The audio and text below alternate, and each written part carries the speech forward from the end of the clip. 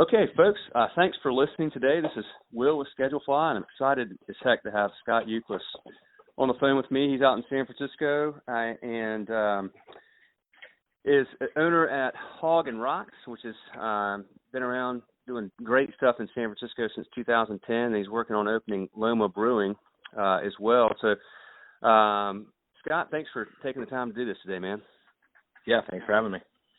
So you've been walk me back a little bit. I want to talk about the stuff that you're working on now, but tell me a little bit about your background. I know you, if I'm correct, you went to culinary school.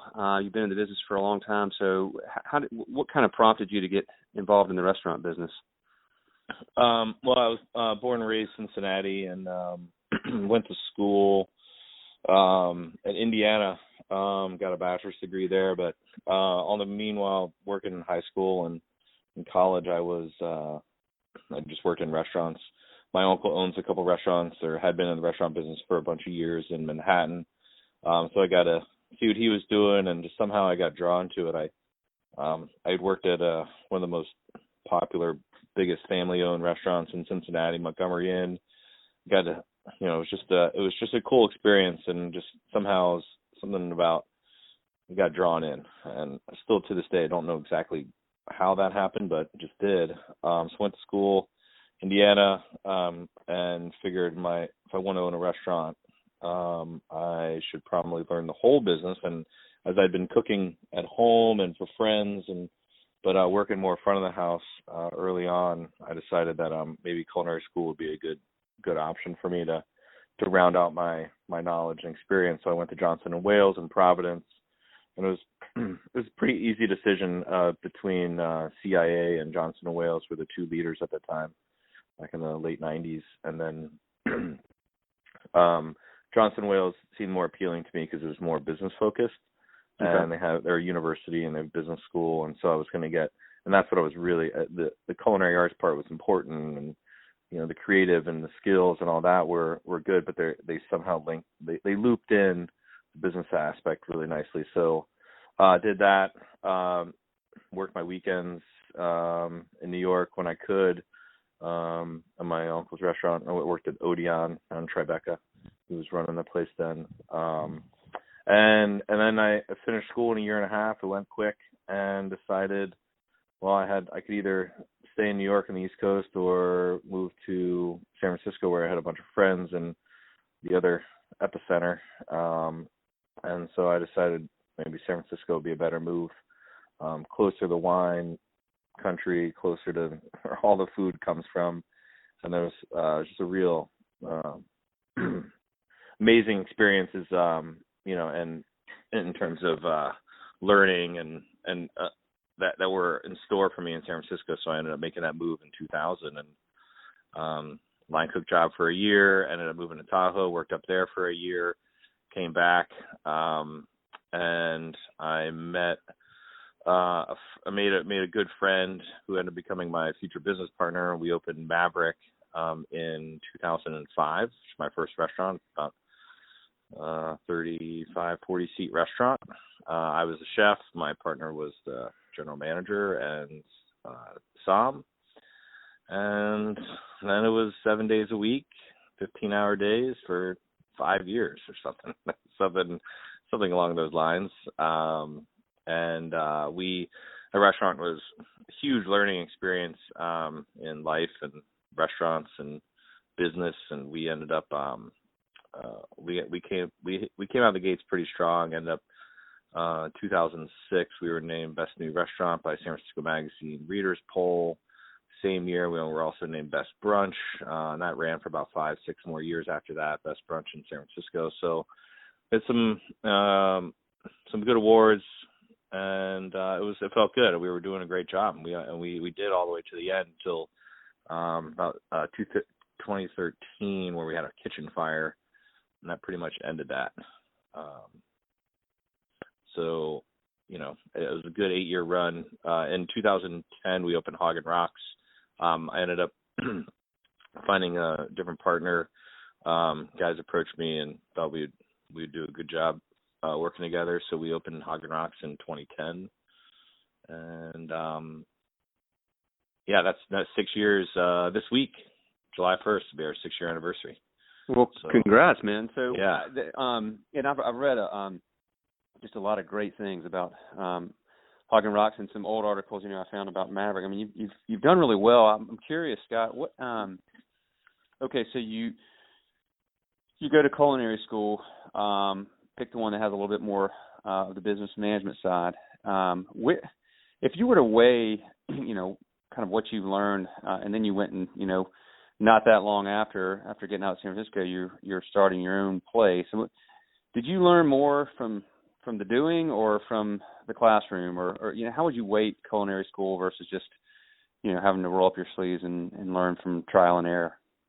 Well, I think the business is all about, excuse me, without, whether, I think it's really about rolling up your sleeves. I mean, I think that's really where the real learning is. It's that culinary part of it especially. I mean, you're cooking every day. That's where you're going to learn. That's where you're making mistakes, you're having successes, you're putting plates together and getting instant feedback from guests. That's when things are working or not. And whether you're an owner or you're just a line cook and your chef is telling you you're doing a great job or you're doing a terrible job, it's that's where I think the learning is. And the culinary school was great. I mean, I got, and I know it's changed a lot over the years, but there was a good amount of discipline that was instilled in us, and you have to be disciplined to be a good cook and eventually be a good chef. Run a kitchen. There's a lot of rules you have to set for yourself and expectations that are made for you and that you made for you and for yourself. And it was those like kind of roots that I think the school kind of gave you and impressed upon you, but you're really not going to know and understand that until you're in the kitchen every night or on the floor or behind the bar every night doing it and having that repetition and practice. And it's a constant evolving thing. So, it's still even I'm over 20 years in the business now, and it's still something new every day. Do you, I'm curious, I mean, since you've been to culinary school, I'm just curious if you have any thoughts on this. Culinary school has exploded in popularity, and the two main schools have more campuses, and I'm here in Charlotte, so I've seen Johnson and Wales just build this amazing campus here. There's tons of folks going there. It's become a very expensive investment. Is it still? I mean, if you were looking at somebody today that's saying, hey, I'm kind of where you were 20 years ago, Scott, what do you think? Do I take this culinary school route still? Is it worth my investment, or do you have any thoughts on that? I was just curious. No, that's a good question. I think what I've suggested to people who are trying to think about it was, the first question is, have you worked in a restaurant before? Because I came across people that had never worked in a restaurant before, and I said, well, maybe you should probably work in a restaurant or work for a catering company or do it first and see what it feels like. And if you go in, and any restaurant these days will take you almost for, if you just are anxious, they'll take you in for a night for a stosh. You're good. And if you can do that, if you have done that and you say, okay, yeah, this is for me, I'm into it, then I would consider what's the financial burden that's going to be placed on me, and then and ask good questions around, call people and find out, hey, what are people paying in that town that you live in? Because in a place like San Francisco, I mean, if you take on that kind of debt and the cost of living is so incredibly high, and the wages aren't that much better than if you're living in Denver or St. Louis or Charlotte, how do you pay that debt back? So, the culinary schools I'm not sure where they stand now in terms of job placement, but it was always that a little, and maybe it is still today, that little false sense of becoming a sous chef or having this high-paying salary right out of school, and that's just not the case. And I don't know if they pulled back from that, but you got to work for that. Your first job, you said, was a line cook, right, out there? Yeah. I was foolish to think I could actually be a sous chef, and then I figured out, well, that's not going to work. No one would hire me. and I was fine with it. It's cool, you know. I'm fine. I worked in my goal was actually just to work in a small family, you know, guy ran the restaurant. He was a chef owner, and that's who I wanted to be. So I didn't want to work for a big corporation or a huge hotel chain. I wanted to work for a person who I could see myself being in 5 or 10 years. And even if I got paid a little bit less, I knew that I wanted to be part of that small team and, you know, neighborhood restaurant, because I knew that's what I wanted to be someday. Did you was that something that was impressive upon you? You said you mentioned the restaurant in Cincinnati, a family-owned restaurant that had been there a long time. Is that where you kind of fell in love with that idea of that small family-owned, independently operated business? Yeah, I mean, I guess I'd always been kind of attracted to small business too. My dad has run his own business for nearly 20 years, and he, you know, there was something that seemed very tangible and something that I could actually acquire at some point in time. Not realizing at 17 years old that like how much actual money, how much effort and time it took to get to that point. But yes, it was there was something about seeing the owners there almost every night, you know, even if it was just for an hour, just stopping in, checking in, saying hi to people, saying hi to their staff, making sure everyone was good. It felt very genuine. Something that, yeah, like I said, I kind of hold on to that and seem to be real. Tell me about, so starting Maverick, did you, and that was you opened in 2005, I think you said, did you, yeah. So you did that before the economy turned south. Did you raise money for that, or how did you all?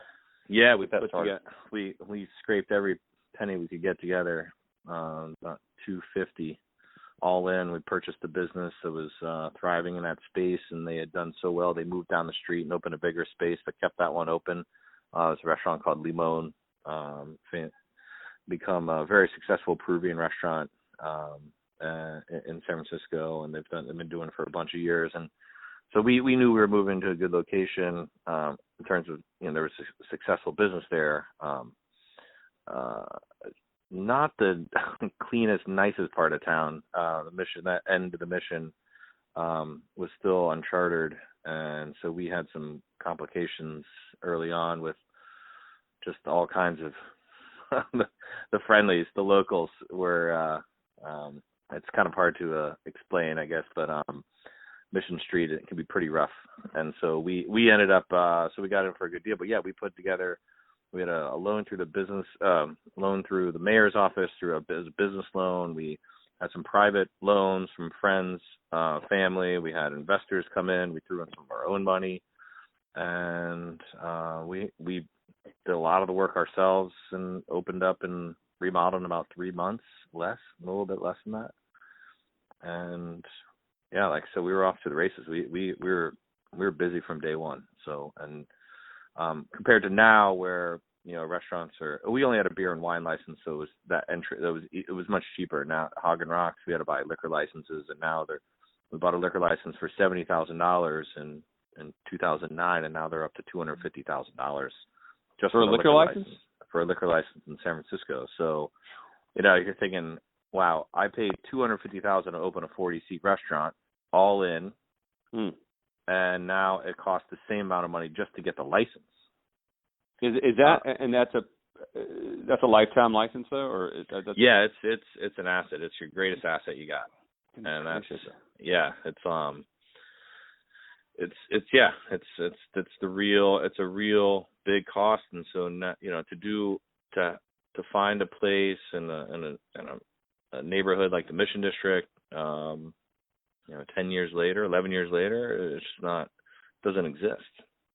That seems like a really, that's a tough nut to crack for so many people. It would seem like that just eliminates the opportunity of even thinking about a restaurant in San Francisco. I mean, specifically when a liquor license is that expensive, wouldn't it? I mean, how many people can raise the money not only to start a restaurant, but then go spend $250,000 on a license. I know. It's a lot. But it's a competitive market. I guess the market, it dictates that. You've got probably the most competitive market, one of the most, if not the most competitive markets for restaurants, maybe anywhere. I mean, certainly in the U.S., probably in much of the world, I would think. Yeah, I mean, we have super competitive. I mean, there is a lot of money out here. I mean, there's no shortage of that. And it's restaurants continue to open every day. I mean, doesn't seem to slow down, but you read news on Eater or San Francisco Chronicle, the food and wine sections. I mean, big name guys are closing and opening and closing and opening. I mean, it's not the doors continue to revive. I think everyone talks about how many restaurant openings there were this year or last year. So yeah, that was a lot of important chefs and owners opening second, third, or first restaurants that had come from some famous place, and now they're opening it, and they got a lot of money, and they did it. But a lot open, but everyone forgets how many actually closed. So we're seeing growth, but I think it continues to level itself out. The scary part is putting in, raising $1 million, $1.5 million, and seeing your restaurant close the doors and 9 months later. I mean, that's scary stuff. That's a lot of risk, and that's a lot of money to lose quickly. Let's talk about that. So if you're raising that kind of money, I mean, first of all, what's changed since when you started raising money for Maverick? You got money from a combination of sources. Banks, I would imagine, are a little bit less likely to be involved now. I don't know. I mean, if you're raising money today, where do you go, and how do you structure a deal that is attractive to investors? Well, we're doing that with Loma now. We had some big time. My brother's kind of a big name, so he attracted some guys, and he's known a bunch of guys over time, and so it's kind of about who you know. But we, I think you have to have a little balance there. You got to bring on some debt. You got to bring on some equity. What's a good split? I don't know. I think it just depends. I know guys that just do all debt, and they continue to open. And as long as that's a big line item. It could be a big line item in your expenses every month. But if you can make it work, you make it work. And then those distributions, you're profitable. Those distributions are going straight into your pocket. So, but you can't do that on number one. No one's unless. And I can only imagine if you're putting up your whole entire house and all your savings and every bit of collateral you have to get $1 million from a bank, how do you in a market like San Francisco? How do you even get to that? How do you a line cook and afford a house? Yeah, I know a lot of other markets you can be a line cook, you can be a server and own a house. It's not likely to do that in San Francisco. So it's hard to make that jump, and you have to kind of pull everything, all your resources together, have a good couple partners, and have a good network. It would be nearly impossible to do it on your own here. I mean, there's no way you would know enough people and have the time to do that. I mean, it was the advantage of having my partner Mike, who did Maverick. We had our own kind of pools of people, and we worked together, and he knew his group, and I had my group, and just spread that network as far as you can, and hopefully you can get it all together. We have, it was interesting. It's so much different. Yeah, 10 years ago was different than it is now. I mean, mostly just because the number is so much bigger. So. Tell me, so Mike was your partner with Maverick. Talk about partnerships. What have you learned from having business partners? There's I'm sure some things that have gone well and things that have been challenging. So what are some of the things you've learned, or things you would pass along to folks as they're looking to find partners in business? Well, yeah, partners in business, no matter what, I don't care what industry you're in, it's probably one of the hardest parts of owning a business. The pro side, the best side, I should say, of having a partner is that you have someone to collaborate with, or maybe it's a couple partners where you can, which could also lead to, I guess, issues as well. But sometimes it's kind of nice to bounce ideas off each other, and good partnerships work where you're all bringing different things to the table, and then there's some compromises and agreements, and you can really move forward faster. If everything's pointed at yourself, you're it. And the business, the restaurant business, is constant every day. If you're having to make decisions every day, it becomes it'd be quite tiresome. And if you balance that with someone who, like I did, with having, I'll run the back of the house and you run the front of the house. Let's conquer, split up, and then divide and conquer, I guess. Then we'll be in better shape.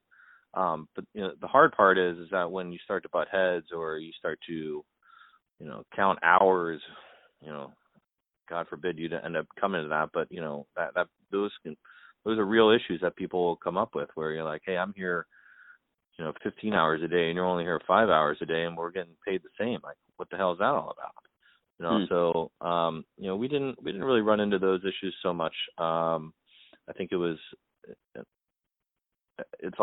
just for those looking to get into it, I think like I said, raising money, and then once you get open, you have someone on your side you can trust to be there, because if you have to step out, or you have a family and you want to you need to take care, you want to go on a trip, like that things are going to run as well as if when you're gone, as if you're there, you're gone, you can rely on each other.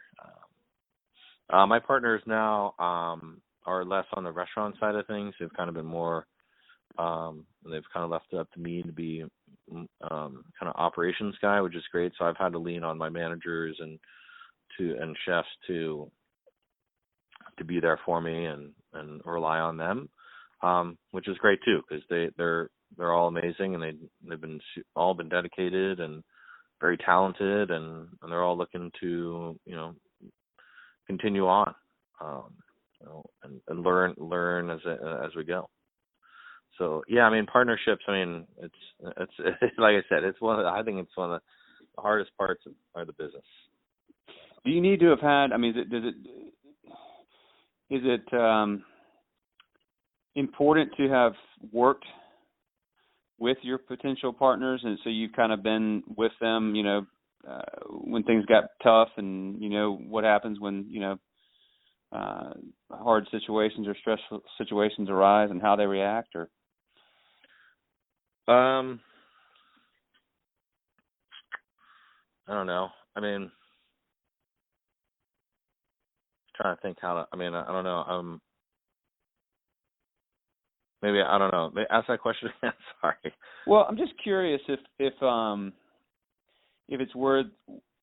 worthwhile advice to somebody to, if you're going to get in a partnership with somebody, maybe it's good to have worked with them. Oh yeah. Friends, like a friend can be that relationship. I guess what I'm getting at is, if you don't know what the person's like under stress and in various situations, the dynamic of your relationship, current relationship you have with that person, could change as restaurants are tough, and there's highs and there's lows, and how do you handle all that stuff? Maybe good to know how that person deals with stuff.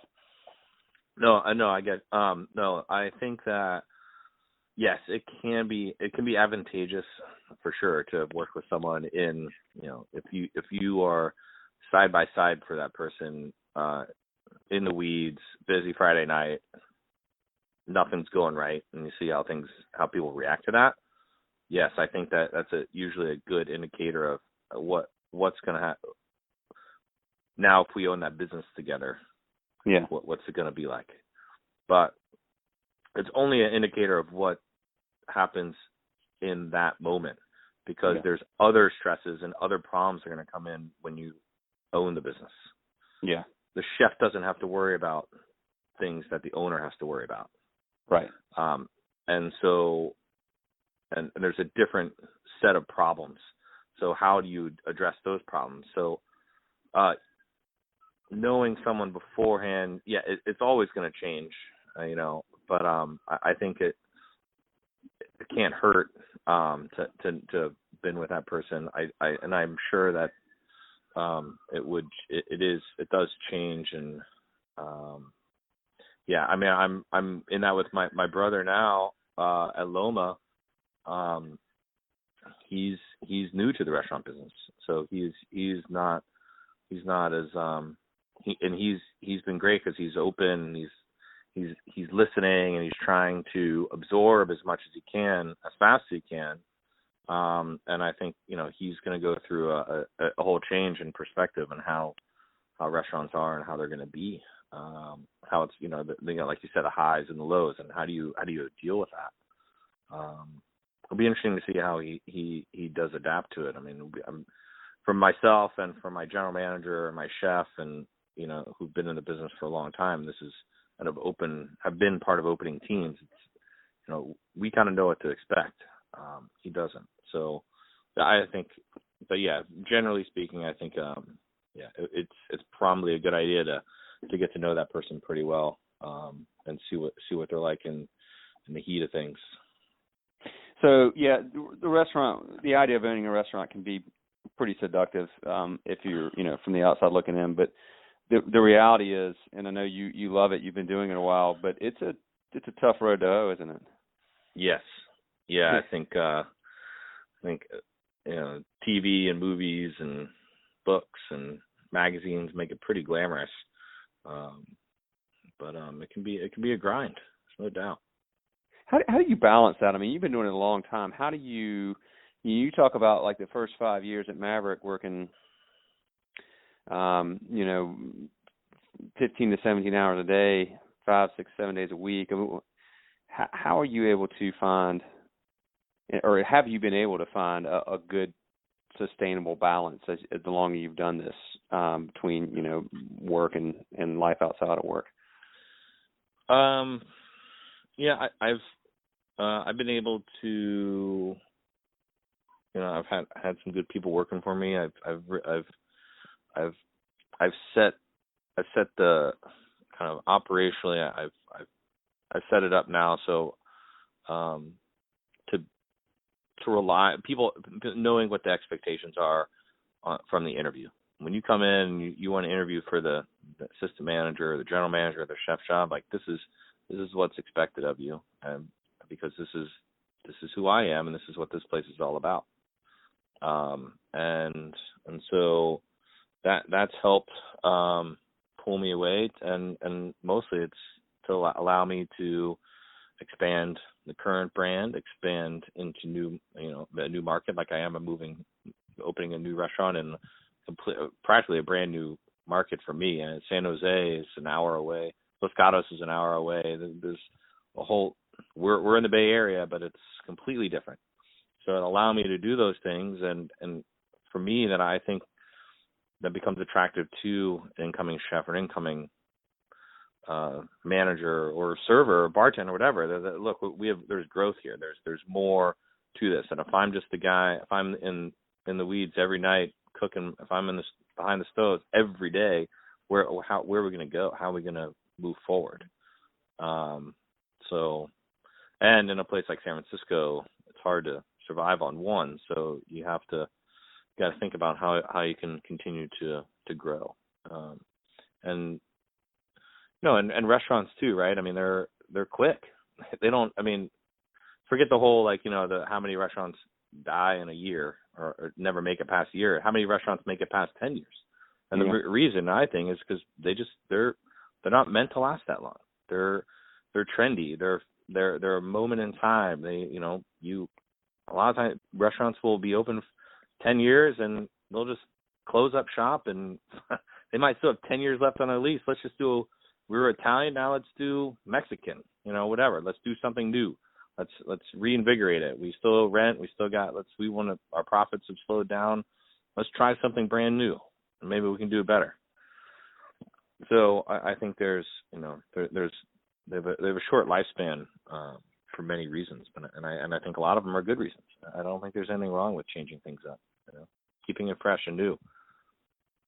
Who wants to go to a restaurant that's tired and old, That's a great. Instead of just sort of a slow death, just saying, hey, kind of seeing the writing on the wall where things are probably going, and instead of just investing into, making small tweaks and changes or whatever to try to keep up. You're saying it's sometimes good to just close up and start fresh and begin Yeah, it new. could be. I mean, it takes a lot of capital to do that. Now, first of all, that's the problem. That could be an issue. Yeah. If you don't have the money, you can't. How are you going to do that? Right. But if you got a little egg there, just kind of nestled away, and you can, maybe you can figure out a way to maybe it doesn't take that much money. We got a kitchen, we got a bar, maybe a facelift and a new name. I think usually it works. Now, I don't know if that works in every market. I know in big cities it can happen because there's just so much change so quickly, and density of people. But yeah, I've known that to work for people, and they've literally just changed their name and changed their menu and paint the walls different and reopen. It's worked. It doesn't work for everyone, and mostly because I think not everyone's talented enough and creative enough to do that. It takes and a lot of guts. I mean, that's not, just because people want to get stuck. Change is scary. Well, so you've had Hog Rocks since 2010. So 6 years in, you say was it this week? Is that right? Next week? Yeah, this week. Yeah. How do you keep that?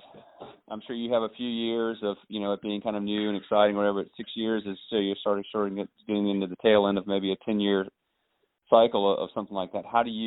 What have you done to try to keep it fresh and keep existing customers coming in, but then keep attracting new folks? It's a challenge. I've had a great PR marketing team that I've worked with for years, and that's what we talk about almost all the time. Is how do we continue to keep ourselves fresh and new and in the media, even if it's just a little hit here and there. How do you do that? And we've been successful. We brought a new guy on. It was just this month, San Francisco Magazine. We got it just came out. I don't know, this week or something. I don't know. Maybe last week. I hadn't picked up the issue yet, and my partner sent it over yesterday and said we had been named best cocktail bar in San Francisco. New bartender came. I hired a new bar manager in December. He came on board and he revamped the menu, added a bunch of new drinks, kept the core of our whiskey program and what was intact and what was working under my direction. I said, look, there's some things here are not broken. We're doing great things here, but I want you to put your touches on it. And so he did, and he brought a great new energy. He has amazing energy and brought new people on that are continuing to, feed off of his energy and bring a much stronger bar program. And hey, what do you know? It's San Francisco Magazine's, hot for us. So great. That's that could be a new thing. Let's work off of that. New chef came in as well last year, and my chef had been on for 3 years, and he left to go on to do other great things. And so new guy comes on. What do you know? He came in, kept the core as I directed, and say, hey, there's things that aren't broken, things that could be changed. I want you to put your own touches on it and own it. Rising star chef, San Francisco Chronicle. Like, people are excited. He's doing new things, and it's something about keeping the blood flowing and that, and I think the concept from the beginning was set up, as I put together. It's like it's timeless. It's not. People always want. We've been eating oysters for hundreds of years. Yeah. Cured meats, ham in particular, prosciutto serrano. These things have been made and eaten for hundreds of years. They're not going out of style. Right. A good burger, a good gastropub fare. Those things are people just want that stuff all the time. And so we won't have to do much. Maybe interiors have to change. You got to spruce things up. You got to do a new paint job, new artwork eventually at some point, redo things if you feel like that's the case. But, I think also those things, do things that are, think about things in a timeless manner. Things won't go out of fashion. And I think you can be successful. No, but not be boring. You don't want to just do the same old thing that everyone else is doing. So I think, I don't know, it's good. Where will we be in 4 years? I don't know. 10 years old? Maybe I'll just get bored and say, no one, we don't want to eat oysters anymore. Well, you raise a really good point. It's actually, I was speaking to somebody yesterday on this topic, that was, doing pizza and pasta, and he was saying, people have been eating that forever. And it is a good point that sometimes, there's things that there's something called the Lindy effect. If something's been around for 200 years, expect it to be around 200 years more. If it's been around 2 years, expect 2 more years. So if something's been around that long, if you can latch on to something like that and then do it really well, which brings to the point of the execution, the creativity around the menu, the bar menu, and then the team that you have in place. So talk to me about competition for talent there in San Francisco. And how do you get good people, and how do you keep good people? It's hard. It's really hard. I was mentioned it earlier. Cost of living in San Francisco is tough, and our minimum wage is going up. It's harder to do business in here, in this city than it's ever been. But it's also more attractive for the best talent in the world as well. Who wouldn't want to work at a great restaurant in San Francisco? You're 28 years old, and let's go do it. Let's shoot. We have the advantage that everyone wants to work. Not everyone. A lot of really talented people want to come through San Francisco. They want to work here. They want to make good money. They want to experience it, and then maybe they take it home, or they go to the next town, and whatever they do. It can be a pretty transient group of people that work in restaurants.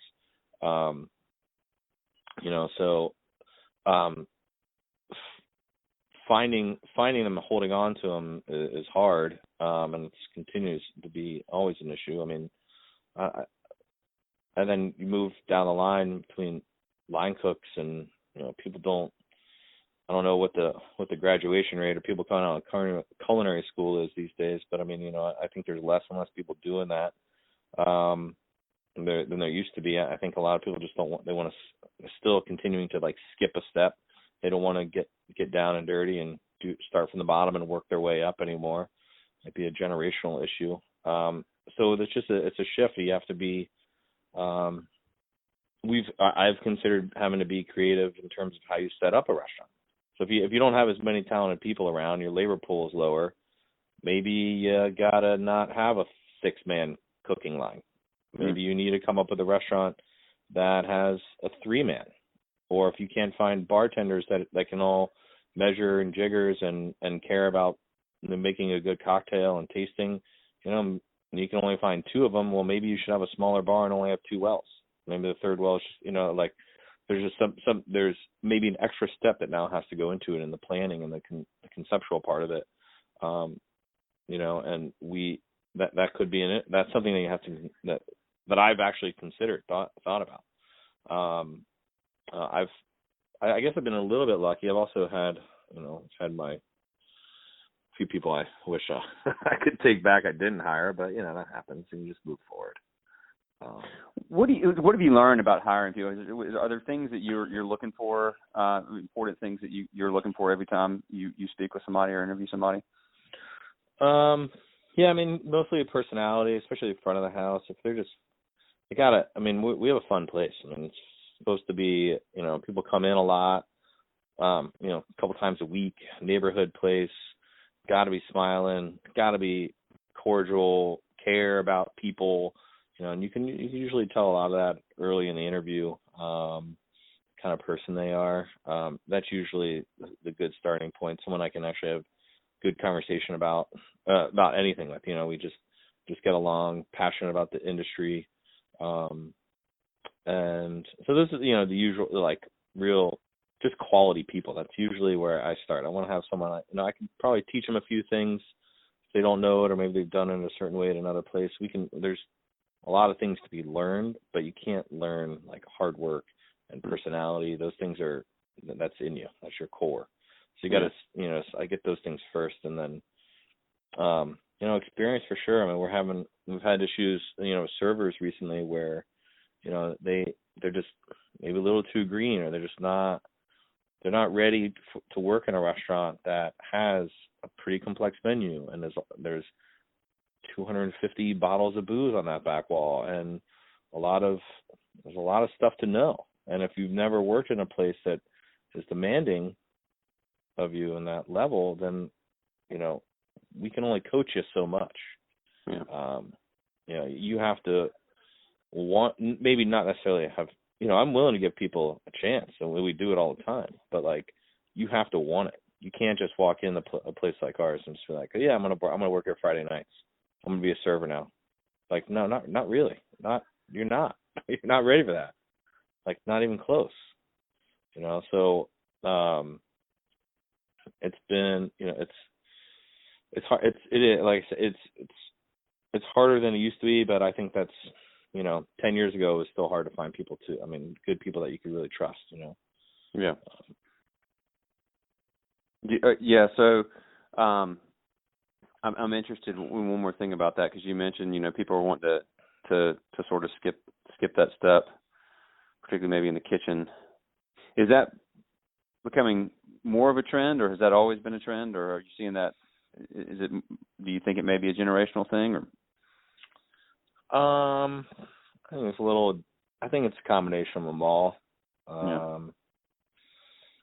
I don't know. I mean, it's still hard to say. I mean, we get some guys that come in. I mean, it's crazy, because we have one of our best guys right now, culinary school, killing it. Trustworthy, there on time every day, always ready to work, good listener, ready to he's on it. But then we've had other people, guys and gals, that just like, why aren't you right there? Like, it's all for you. Like, this is an amazing opportunity. Don't F it up. Right. No one is giving you an opportunity like this. Don't F it up. And they just, for whatever reason, they're just not focused and not really into it. Maybe they thought it was a career change or something they thought they could do, and it's just not for them. So I mean, I think, combination of, generations, some, like, I don't know, over entitled, like they should get something, like they haven't worked for it. I don't know. It's a little case by case, but so that's why I would say it's kind of a combination. Do you let people go pretty quickly? I mean, are you able to recognize that fairly early on?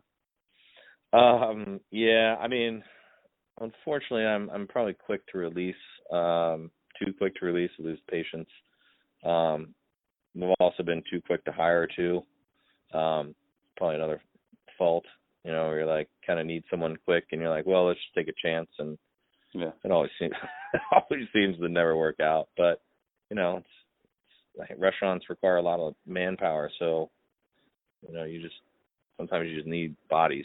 But it's a constant thing we've been talking about a lot more in the last year or so. It's just let's stop, take it, more training time early on, and more coaching in the moment, as much as you can. But it's hard sometimes. Do you spend? How important is it to really understand the? I know it's very important, but just I'm curious your thoughts about the financial side of the business, and there's probably a million ways that a lot of restaurants could not create as much waste or save money, and do you spend a lot of time on that part as well? I do. We watch the numbers a lot. I do all the bookkeeping, look at every invoice, use technology. Technology has increased tremendously, and increased or I should say it's helped us a lot. I mean, it's just really been making things easier to keep track. Waste is the number one way to lose money, of course. But we keep pretty tight track of it. We have our struggle sometimes, and we have some high cost good. Our cost of goods are a pretty luxurious list of ingredients on our menu, and still trying to pass it off at value, neighborhood friendly prices. It's hard, but we're in San Francisco, so we gotta make money. Yeah, not handing it out. One more thing, and I'm gonna let you go, but I'm always curious about this, because it would be frustrating to me, I would think, to deal with. I think it's great that we have all these tools at our fingertips now, Yelp and online reviews and things like that. But I feel like there's also a frustrating element of that I mean, most people that go in and have a really positive experience, enjoy it or whatever, they're just going to go on and keep coming back or whatever. But somebody that might have some minor thing that puts them off or whatever is going to immediately go back and write some nasty review on Yelp. So how do you deal with that? Or I mean, do you deal with that, or you just kind of just focus on the business and let that stuff take care of itself? Or Well, I think it's kind of two parts. Yeah. Well, one, yes, we do read them all, and I think it's important to read them all. I think some people are unnecessarily mean. I don't think I don't know what you maybe just had a bad day. Okay, sorry, I made it worse or didn't make it better. That we weren't doing our job. But I think ultimately it's really hard to worry about what people think about you. And I can't change that. I can't. There's only so much I can do to do that. And what we can do, and when I tell the staff all the time, is that, hey, we might not have. That drink might have taken 20 minutes, or maybe you came off a little, unfriendly to that person, and they took it the wrong way. Maybe whatever the case is, maybe we did do that. But what we need to focus on is things, that we can do to make sure that is the food seasoned right? Is it hot? Are the drinks cold? Did they come out quickly? Were we friendly? Those things we have complete control of, and those are the things I can actually manage. And if we manage those things well, then the end result will come out in positive Yelp reviews and positive, critiques of the restaurant from professionals or media or all that, all the above. So, those things I can control. I can't control how someone got fired or broke up with their girlfriend and they came in bitter and decided, you know what, I'm going to take it out on these guys, and I get it. It's cool. It's the world we live in now. So I don't let it hurt me. They're just words, it's fine. We're still doing all right. We're still busy. We're still open. So, well, what you can control, which goes back to something you mentioned earlier, is it sounds like you've made a good investment into PR, and that PR is something that you can use in a positive way. Is that an important part of what you're doing? Is it more important in a market like San Francisco, or do you think it's just a good investment in general? I think it's probably almost it's a necessary thing in San Francisco to compete on a high level.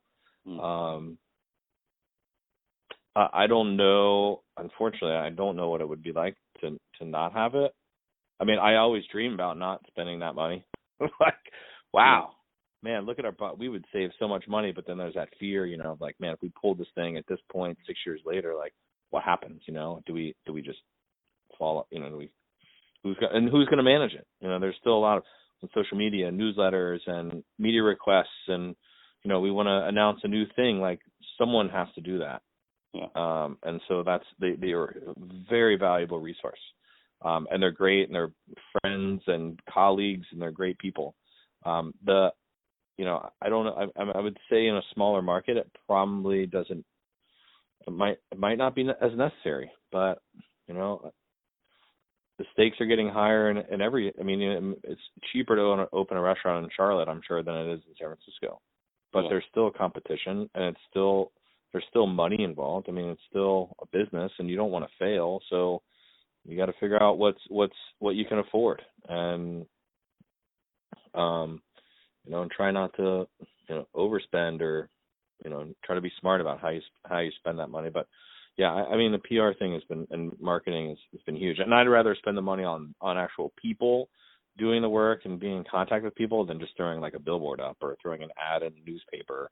I've actually done a little bit of Facebook ads. Have been pretty good, very cheap, but they reach a lot of people. I don't know if anyone walks in, but same thing with traditional print media, like print ads. Like, how do you know if they walked in?